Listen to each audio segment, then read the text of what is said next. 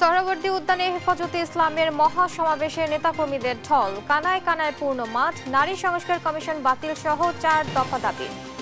বিশ্বমুক্ত গণমাধ্যম দিবস আজ, স্বাধীন গণমাধ্যম সূচকে এবার ১৬ ধাপে এগিয়েছে বাংলাদেশ, প্রতিবেশী ভারত পাকিস্তান পিছিয়ে। ব্রাহ্মণবাড়িয়ায় বেড়েছে সীমান্ত হত্যা, ১ বছরে বিএসএফ এর হাতে নিহত ৩ বাংলাদেশি, চোরাচালান বন্ধের পাশাপাশি সচেতনতার তাগিদ। দেড় যুগেও পূর্ণতা পায়নি ময়মনসিংহের চরাঞ্চলে ২০ শয্যার হাসপাতাল, সেবা বঞ্চিত ২ লাখ গ্রামবাসী, লোকবল বাড়ানোর দাবি।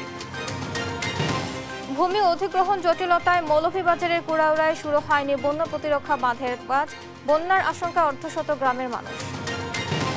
এবং ইংলিশ প্রিমিয়ার লিগের একমাত্র ম্যাচে কষ্টার্জিত জয় পেয়েছে ম্যানচেস্টার সিটি, উইলভারহ্যাম্পটনকে ১-০ গোলে হারিয়েছে তারা।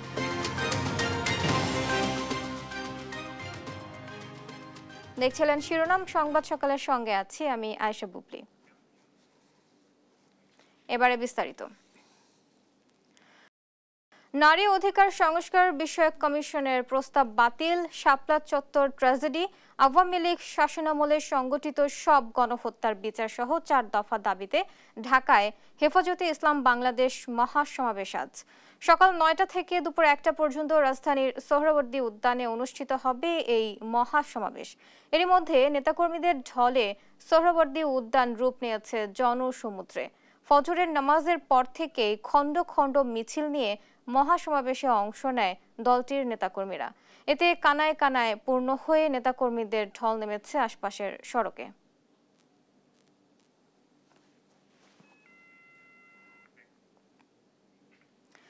বিশ্ব সংবাদ মাধ্যমের স্বাধীনতা সূচকে গত বছরের তুলনায় ১৬ ধাপ এগিয়েছে বাংলাদেশ। ৩ মে বিশ্ব মুক্ত গণমাধ্যম দিবস উপলক্ষে শুক্রবার রিপোর্টার্স উইদাউট বর্ডার্স এই স্বাধীনতা সূচক প্রকাশ করে। এবারের সূচকে ১৮০টি দেশ ও স্বায়ত্তশাসিত অঞ্চলের মধ্যে বাংলাদেশের অবস্থান ১৪৯তম, স্কোর ৩৩.৭১। গত বছরের তুলনায় এবার ৫টি ইন্ডিকেটরের প্রতিটিতে ভালো করেছে বাংলাদেশ। গত বছরের সূচকে বাংলাদেশের অবস্থান ছিল ১৬৫তম, স্কোর ছিল ২৭.৬৪। এই সূচকে পার্শ্ববর্তী দেশ ভারত ১৫১তম, পাকিস্তান ১৫৮তম ও ভুটানের অবস্থান ১৫২তম।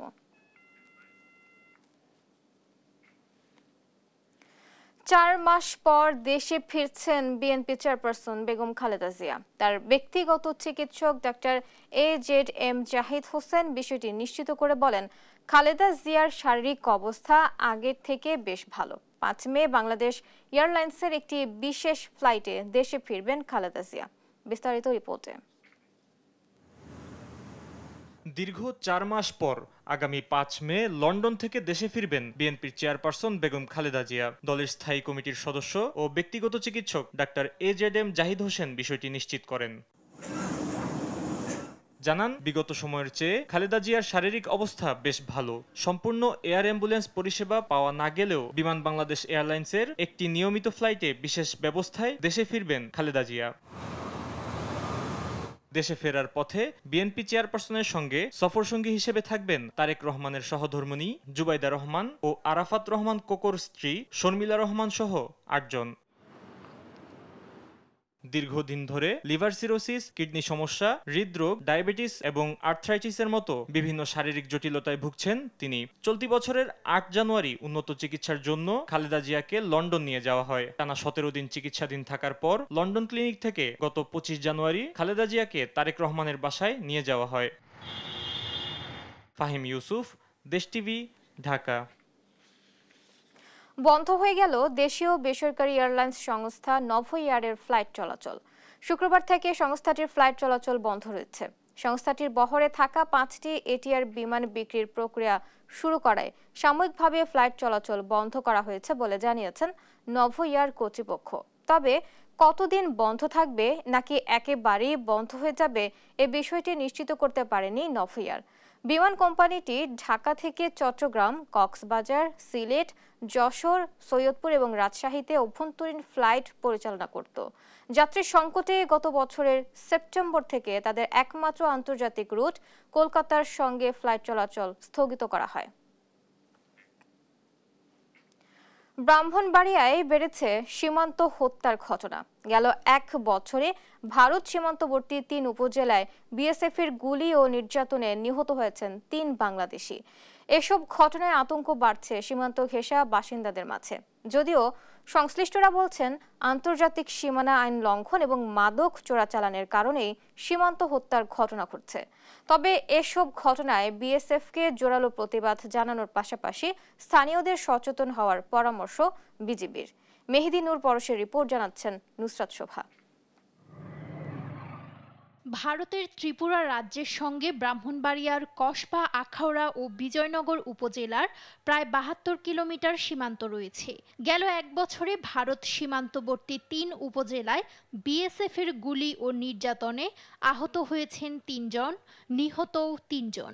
এসব ঘটনায় আতঙ্ক বাড়ছে সীমান্ত ঘেঁষা বাসিন্দাদের মাঝে। এখন গরু বাছুর এখানে রাখতো, একটা গরু চুটটা পাইছে গেল ইন্ডিয়ার ভিতরে গেলে গা, এটা তো আমরা কি আনতে যাই, যদি বিএসএফ ধরে আমরা নিয়ে যাগা।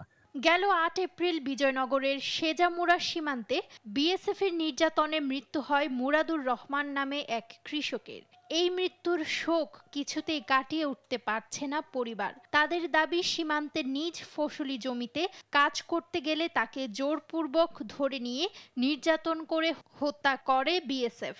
আমার স্বামী সবসময় এই জায়গায় কাজ করতো, তারপর আমাকে ভয় লেগেছে ওই দিন 3টা বাজে আমি পূবে যাই, আমি ধান ক্ষেত আছে দেখতে যাই, তারপর আমার কাছ থেকে বই লেগেছে। বলার পরে ওরে ডাইখা নিয়ে বিএসএফ নির্মমভাবে হত্যা করে বাংলাদেশের বর্ডারের খানিতে রেখে গেছে।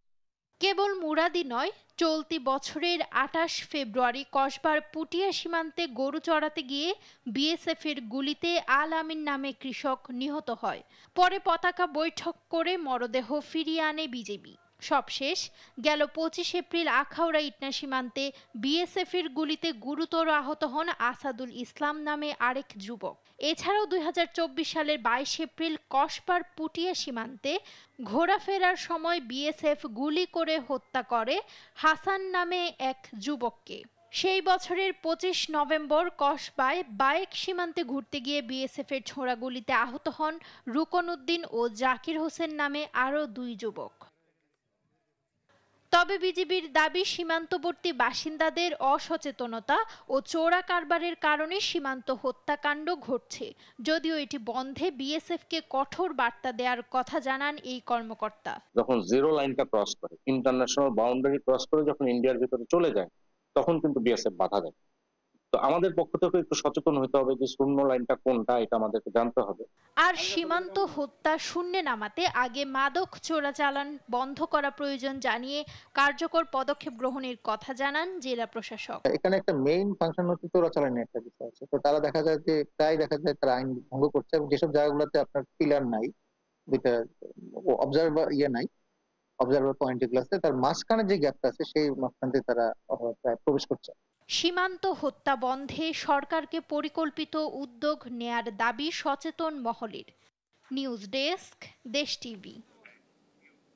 চুয়াডাঙ্গায় কৃষকের প্রণোদনার সার নিজ গোডাউনে মজুত রাখার দায়ে এক ব্যক্তিকে 30,000 টাকা জরিমানা করেছে ভ্রাম্যমাণ আদালত। শুক্রবার সন্ধ্যায় দামুড়হুদা উপজেলা সহকারী কমিশনার ও ভ্রাম্যমাণ আদালতের নির্বাহী ম্যাজিস্ট্রেটকে এইচএম তাসফিকুর রহমান আদালত বসিয়ে জরিমানা করেন। এ সময় মোশাররফের গুদাম থেকে কৃষকের প্রণোদনার 7 বস্তা ডিএপি ও 7 বস্তা পটাশ সার উদ্ধার করে। ঘটনার প্রমাণ পাওয়ায় ভ্রাম্যমাণ আদালতে অভিযুক্ত মোশাররফকে 30,000 টাকা জরিমানা করেন। এ সময় মোশাররফ জরিমানার পুরো টাকা পরিশোধ করে মুক্তি পান।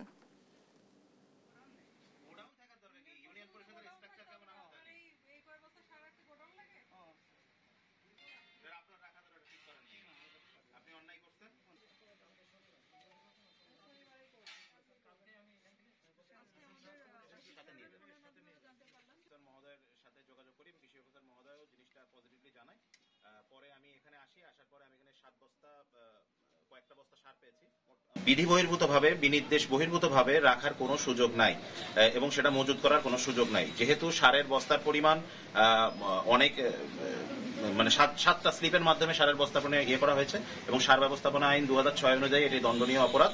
তাকে সর্বোচ্চ অর্থদণ্ড প্রদান করা হয়েছে। এই আইন অনুযায়ী 30,000 টাকা জরিমানা করার কথা আছে। আমি 30,000 টাকা জরিমানা করলাম তাকে। দেখছেন রাজনৈতিক রোষানলে পরে দেড় যুগেও পূর্ণতা পায়নি বিএনপি সরকারের করা ময়মনসিংহের চরাঞ্চলে ২০ শয্যার হাসপাতাল। এতে সেবা বঞ্চিত অঞ্চলটির ২ লাখেরও বেশি মানুষ। হাসপাতাল কমপ্লেক্স ও স্টাফদের আবাসন ভবন থাকলেও নেই প্রয়োজনীয় চিকিৎসক ও লোকবল। প্রায় চিকিৎসকের অনুপস্থিতিতে ফার্মাসিস্ট, নার্স ও স্টাফরা রোগী দেখার স্বাস্থ্য ঝুঁকিতে পড়ছেন সে অঞ্চলের মানুষ। ইলিয়াস আহমেদের প্রতিবেদন জানাচ্ছেন টুম্পা আফরোজ। ব্রহ্মপুত্রের তীর ঘেঁষা চরাঞ্চলবাসীর স্বাস্থ্যসেবা নিশ্চিতে ২০০৬ সালে ময়মনসিংহ সদর উপজেলার পরাণগঞ্জে ২০ শয্যার হাসপাতাল নির্মাণ করে তৎকালীন প্রধানমন্ত্রী বেগম খালেদা জিয়ার সরকার। হাসপাতালটি উদ্বোধনের পরপরই ক্ষমতা হারায় বিএনপি। এরপর তত্ত্বাবধায়ক সরকার এবং পরে আওয়ামী লীগ সরকার ক্ষমতায় আসার দীর্ঘ ১৮ বছরে ২০ শয্যার এ হাসপাতালটিতে নিয়োগ হয়নি প্রয়োজনীয় চিকিৎসক ও লোকবল। অভিযোগ আছে বিএনপি সরকারের দেয়া হাসপাতালে বরাদ্দ বেড, এক্স-রে মেশিন সহ বিভিন্ন চিকিৎসা সরঞ্জামাদি নিজ এলাকা গৌরীপুরে নিয়ে যান আওয়ামী লীগ সরকারের তৎকালীন স্বাস্থ্য প্রতিমন্ত্রী অবসরপ্রাপ্ত ক্যাপ্টেন মুজিবুর রহমান। স্থানীয়রা বলছেন বিএনপি সরকার ভবনসহ চিকিৎসক ও স্টাফদের বেশ কয়েকটি আবাসন ভবন নির্মাণ করলেও হাসপাতালটি ইচ্ছাকৃতভাবেই চালু করেনি আওয়ামী লীগ সরকার। বিএনপি কর্তৃক প্রতিষ্ঠিত এই যে একটা প্রতিহিংসা, এই প্রতিহিংসার জন্য আজকে এটা জঙ্গলে পরিণত হয়েছে। ক্যাপ্টেন মুজিব সাহেব রাতের অন্ধকারে এই হাসপাতালের বিভিন্ন জিনিসপত্র এমনকি ভ্যানগুলি পর্যন্ত খুলে নিয়ে চলে গেছে। হাসপাতালে চিকিৎসা নেওয়া রোগীদের অভিযোগ, প্রায়ই চিকিৎসকদের অনুপস্থিতিতে তাদের সেবা দিচ্ছেন স্টাফরা। তারা বলে কি কি ওষুধ নিবে আর কি এগুলাই নেই আর কি, যেগুলা বলে এগুলাই দেওয়া। ডেপুটেশনে ম্যাডাম চলে গেছে মালয়েশিয়া, আর একজন হলো ছুটিতে আছে আর একজন হলো সদরে ট্রেনিং এ। শোতে যে আমরা মানে টিকিট করে রোগীর কি সমস্যা শুনে না ওষুধ দিচ্ছি। এখন আমার হলো গলা ব্যথা অনেকদিন যাবত, আজকে ওষুধ না পা আর এই প্যারাসিটামল গ্যাসের ওষুধ ছাড়া অন্য কিছু না। শ্বাসকষ্ট কর্ম এটা লেগে আরবার হই না, কর্মটা দিল না নাই না করতেছে। উপজেলা স্বাস্থ্য কর্মকর্তা ডাক্তার শাহজাহান কবির জানান, জনবল সংকটের কারণে চালু করা সম্ভব হয়নি হাসপাতালটি। ৪৬ জনের একটি জনবল কাঠামো গঠন করেছে স্বাস্থ্য বিভাগ বলেও জানান তিনি। সচিব স্যার এখানে এসেছিলেন পরিদর্শনে, বিস্তারিত আমরা জানিয়েছি ওনাকে। উনিও বলেছেন, আমাদেরকে আশ্বাস দিয়েছেন যে এখানে জনবল নিয়োগ করা হবে এবং অচিরেই সেই সংকট সমাধান করা হবে। চরাঞ্চলের ২ লাখের বেশি মানুষের স্বাস্থ্যসেবা নিশ্চিতে দ্রুত হাসপাতালটি পূর্ণাঙ্গভাবে চালু করবে সরকার, এমনটাই প্রত্যাশা সবার। নিউজ ডেস্ক, দেশ টিভি। ৪ দফা দাবিতে হেফাজতে ইসলামের মহাসমাবেশের আরো খবর জানাতে এই মুহূর্তে সোহরাওয়ার্দী উদ্যান থেকে যুক্ত হচ্ছেন সহকর্মী মোহাম্মদ আলাউদ্দিন। আলাউদ্দিন, সমাবেশে মানুষের উপস্থিতি কেমন দেখছেন? মূল আনুষ্ঠানিকতা কখন শুরু হবে জানাবেন। আমি আছি রাজধানীর সোহরাওয়ার্দী উদ্যানে এবং এখানে এসে আমি যেমনটি দেখতে পাই যে হেফাজতে ইসলাম বাংলাদেশের পূর্ব ঘোষণা অনুযায়ী কিন্তু তারা আজকের মূলত এই মহাসমাবেশের আয়োজন করেছে। এবং এখানে এসে আমি যেমনটি দেখতে পাই যে আমি যদি আপনাকে দেখাই, আমার ঠিক পেছনে আপনারা দেখতে পাবেন যে হাজার হাজার হেফাজতের কর্মীরা কিন্তু এখানে এসেছে এবং তারা কিন্তু এখানে সোহরাওয়ার্দী উদ্যানের কিন্তু কানায় কানায়, আমি যদি বলি প্রতিটি কোনায় কিন্তু পূর্ণ হয়ে গিয়েছে সেই সংখ্যা দিয়ে। প্রচুর পরিমাণে মানুষ কিন্তু তারা দেশের বিভিন্ন জেলা থেকে এসেছে, বিভিন্ন উপজেলা থেকে এসেছে এবং তারা কিন্তু এখনো আসছে, আমরা যেমনটি জানতে পারি। এবং আমরা তাদের সাথে কথা বলে আরও যেমনটি জানতে পারি, তাদের আজকের এই মহাসমাবেশের যে মূল উদ্দেশ্য সেটি হচ্ছে মূলত 4টি দাবিকে সামনে রেখেই তারা মূলত আজকের এই মহাসমাবেশের আয়োজন করেছে। প্রথমত তাদের যে দাবি সেটি হচ্ছে 2013 সালে আমরা জানি শাপলা চত্বরে যে আওয়ামী শাসনামলে হেফাজতে ইসলামদের উপরে যেই গণহত্যা হয়েছিল, সেই গণহত্যার প্রতিবাদে কিন্তু তারা আজকে এই মহাসমাবেশ। সেই সঙ্গে নারী সংস্কার কমিশন, আমরা জানি যে বিগত কিছুদিন আগে নারী সংস্কার কমিশন তাদের সুপারিশগুলো প্রধান উপদেষ্টার কাছে দিয়েছিলেন। সেই তাদের যে সংস্কারের যে সুপারিশগুলো ছিল সেই সুপারিশের বিরোধিতা করে তারা কিন্তু আজকের এই সমাবেশ। সেই সঙ্গে তারা ভারতে এবং ইসরায়েলে মুসলিমদের উপর যে গণহত্যা এবং বর্বরতা চলছে সেই বর্বরতার বিরোধিতা করে এবং সেই বর্বরতার প্রতিবাদেও কিন্তু তাদের আজকের এই মহাসমাবেশ। সেই সঙ্গে আমি আরেকটি জিনিস জানিয়ে দিতে চাই যে আমাদের সংবিধানে যে বহুত্ববাদের কথা বলা আছে, সেই বহুত্ববাদের বিরোধিতা করে কিন্তু তাদের আজকের এই এই সমাবেশ। আমরা তাদের সাথে আজকে কথা বলেই এখানে উপস্থিত যে নেতাকর্মীরা আছে তারা কিন্তু স্টেজে ইতিমধ্যে বক্তব্য দিচ্ছেন। একে একে তাদের নেতাকর্মীরা আসতে শুরু করছেন, তাদের কর্মীরাও আসা শুরু করছেন। এখনো তারা বিভিন্ন জেলা উপজেলা থেকে এখানে এসে সমবেত হচ্ছেন। তো আমি যদি বলি আপনাকে যে তাদের এই 4টি মূল দাবিকে কিন্তু সামনে রেখেই কিন্তু তারা আজকের এই মহাসমাবেশ করছেন, এবং সেই সঙ্গে তারা কিন্তু এটাও বলছিলেন যে এই দাবিগুলো যদি তাদের পূরণ না হয় এবং শাপলা চত্বরের যে গণহত্যা হয়েছিল সেই গণহত্যার বিরুদ্ধে হেফাজতে ইসলামে যাদেরকে মামলা দেওয়া হয়েছিল সেই মামলা যদি প্রত্যাহার না করা হয় তাহলে কিন্তু তাদের এই সমাবেশ অব্যাহত থাকবে। এবং দেশে তারা বলছিলেন যেমনটি যে দেশকে অচল করে দিবেন এবং দেশের প্রতিটি জায়গায় কিন্তু তারা ব্যারিকেড দিবেন বলে তারা যেমনটি জানাচ্ছিলেন। তো এই ছিল আমার কাছে রাজধানীর সোহরাওয়ার্দী উদ্যান থেকে হেফাজতে ইসলাম বাংলাদেশের সমাবেশের সর্বশেষ। আলাউদ্দিন, আপনাকে ধন্যবাদ। দর্শক, সমাবেশ থেকে সর্বশেষ পরিস্থিতি জানাচ্ছিলেন সহকর্মী আলাউদ্দিন। মৌলভীবাজারের কুলাউড়ায় বন্যা পরবর্তী 8 মাস চলে গেলেও বন্যা প্রতিরক্ষা বাঁধে পানি উন্নয়ন বোর্ড স্থায়ীভাবে কাজ শুরু করেনি। বর্ষা মৌসুম শুরুর আগে ভাঙন ও ঝুঁকিপূর্ণ স্থান মেরামত না করায় বন্যার আশঙ্কা করছেন অর্ধশত গ্রামের মানুষ। এদিকে পানি উন্নয়ন বোর্ড বলছে ভূমি অধিগ্রহণ ও ঠিকাদারের পাওনা পরিশোধ করতে না পারায় কাজের বিলম্ব হচ্ছে। সালেহ এলাহি কোটির প্রতিবেদন, জানাচ্ছেন টুম্পা আফরোজ। মৌলভীবাজারের কুলাউড়া উপজেলার পৃথিমপাশা ইউনিয়নের রাজাপুর, কলিকোনা, বেলেরতল ও ছিকরিয়া এলাকা গত বছর মনু নদীর বাঁধের প্রায় 2 থেকে 250 ফুট এলাকায় ভাঙন দেখা দিলে বাড়িঘর হারিয়ে পানিবন্দী হয়ে পড়েন এ এলাকার কয়েক হাজার মানুষ। 6 মিটার সিসি ব্লক ও জিও ব্যাগ দিয়ে মনু নদীর ভয়াবহ বন্যা আর ভাঙন থেকে তীর সংরক্ষণ ও বাঁধ মেরামত কাজের প্রকল্প গ্রহণ করা হয়। বন্যা পরবর্তী 8 মাস পেরিয়ে গেলেও ভাঙন ও ঝুঁকিপূর্ণ স্থান মেরামত না করায় আসছে বর্ষা মৌসুমে আবারও বন্যার আশঙ্কা করছেন অর্ধশত গ্রামের মানুষ। ব্লকের কাজও না, এই মাটির কাজও না, সব এখন বন্ধ। এখন আমরা কি করি? কিন্তু এই বছর যে অবস্থা আমরা পানির, যদি পানি আসে তাইলে আমরা এই বাড়ির থাকবো, আমরা লাগে এখন বিপজ্জনক হয়ে দাঁড়াই। কিনারে দি পানি ইয়ার ঢুকে বাচ্চা কাচ্চা লইয়া আমরা হয়ে যাইতাম। ঠিকাদারের প্রতিষ্ঠানের অবহেলার কারণে কাজটা আজকে স্থগিত হইয়া বই রয়েছে। ঊর্ধ্বতন কর্তৃপক্ষের কাছে আকুল আবেদন জানাই আমরা কাজটা যেন তাড়াতাড়ি হয়। ভূমি অধিগ্রহণের কাজ চলমান উল্লেখ করে ঠিকাদারের পাওনা পরিশোধের মাধ্যমে দ্রুত কাজ সম্পাদন করা হবে বলে জানান পানি উন্নয়ন বোর্ডের নির্বাহী প্রকৌশলী। বর্তমান কাজটা অগ্রগতি প্রায় 30%। এখন আমরা যে ঠিকাদারের অনেক বকেয়া বিল আছে, বকেয়া বিলগুলো পরিশোধ করলে হয়তো কাজটা আমরা প্রগতি বাড়াতে পারবো। আশা করতেছি আমরা তো সামনে মাসে খরস্রোতা মনু নদীর ভয়াবহ বন্যা আর ভাঙন থেকে তীর সংরক্ষণ ও বাঁধ মেরামত কাজের প্রকল্প গ্রহণ করা হয় 2021 সালে। প্রায় 5 বছর অতিবাহিত হলেও কাজ হয়েছে মাত্র 30%। নিউজ ডেস্ক, দেশ টিভি। বাগেরহাট শহরের খালগুলো দিয়ে একসময় বড় বড় নৌকা চলাচল করলেও প্রভাবশালীদের দখল ও যত্রতত্র ময়লা ফেলায় নাব্যতা হারিয়ে খালগুলো এখন মৃতপ্রায়। এতে সামান্য বৃষ্টিতেই জলাবদ্ধতার সৃষ্টি হয় পৌর শহরে। আর শুকনো মৌসুমেও ময়লা পচা গন্ধ আর মশামাছি পোকামাকড়ের উপদ্রবে নানা রোগে আক্রান্ত হচ্ছে নাগরিকরা।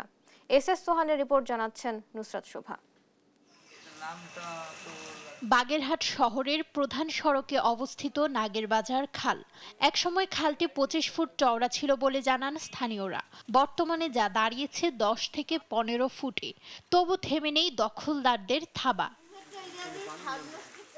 খালের অর্ধেক জুড়ে পৌর আওয়ামী লীগের সাবেক সভাপতি শেখ বশিরুল ইসলামের সুউচ্চ ভবন। বাকি অংশেও দখলের ছাপ সুস্পষ্ট। শুধু এই খাল নয়, বাগেরহাট পৌরসভার তফসিলভুক্ত বাসাবাটি খাল, বাইলের খাল, সরুই ও হারিখালি খালেরও একই অবস্থা। এসব খাল দিয়ে একসময় বড় বড় নৌকা চলাচল করলেও প্রভাবশালীদের দখল ও যত্রতত্র ময়লা ফেলায় নাব্যতা হারিয়ে খালগুলো এখন মৃতপ্রায়। এতে সামান্য বৃষ্টিতেই জলাবদ্ধতা সৃষ্টি হয় পৌর শহরে। আর শুকনো মৌসুমেও ময়লা পচা গন্ধ আর মশামাছি পোকামাকড়ের উপদ্রবে নানা রোগে আক্রান্ত হচ্ছে নগরবাসীরা। বড় বড় লোকজন এনে বিল্ডিং করছে, যাগো টাকা সব হয়তো টাকা দিয়ে তো তারা বিল্ডিং করে। নৌকা ওই মাথায় যাইতো, আর এখন এই খাল বুঝে ছোট হয়ে গেছে। ছোটবেলায় আমি দেখেছি এই জায়গাতে নারকেল গাছ, বড়দের নারকেল গাছ ছিল, সেই নারকেল গাছ পাড়ে আমাদের যাওয়া লাগতো, কিন্তু এখন দিন দিন দেখতেছি আস্তে আস্তে ছোট হয়েছে, পানি অপসারণের কোনো ব্যবস্থা এই জায়গা নাই। এই কারণে জলাবদ্ধতার সৃষ্টি, আমাদের বাচ্চা কাছে আমাদের চুলায় রান্না বান্না করতে, যখন জোয়ারে পানি ঢোকে তখন আমাদের রান্না বান্না করতে অসুবিধা হয়। খাল ঘিরে গড়ে ওঠা অবৈধ স্থাপনা উচ্ছেদের দাবি সচেতন নাগরিকদের। আমরা বাগেরহাট পৌরসভায় যে সমস্ত খালগুলি দেখতে পাই, এগুলির উপরে যে অবৈধ স্থাপনা আছে এগুলি বিভিন্ন সময় তালিকাভুক্ত হয়েছে এবং এগুলিকে শনাক্ত করে উচ্ছেদের জন্য উদ্যোগ নেওয়া হয়েছে, কিন্তু কিছুদূর অগ্রসর হওয়ার পরে এটা অদৃশ্য কারণে বন্ধ হয়ে যায়। জলাবদ্ধতার একমাত্র কারণ হচ্ছে এই অবৈধ স্থাপনাগুলো এবং এই পৌরসভার খালগুলি বন্ধ হয়ে যায় এবং সংস্কার অভাবের কারণেই এটি সম্ভব হচ্ছে না। প্রশাসনের সহযোগিতা পেলে উপকূলবর্তী শহরের ভেতরের এই খালগুলো খননের উদ্যোগ নেওয়া হবে বলে জানান পৌরসভার প্রকৌশলী। 500 বারেই আমরা আইডেন্টিফাই করছি যেগুলো হচ্ছে এখন অবৈধভাবে খালের ভিতরে আছে। এখন হচ্ছে যদি প্রশাসন আমাদেরকে সহযোগিতা করে তাহলে অবৈধ স্থাপনা উচ্ছেদ হবে এবং সাথে সাথে আমাদের সিটিসিএপি প্রকল্পের মাধ্যমে খালগুলো নতুনভাবে সংস্কার করা হবে।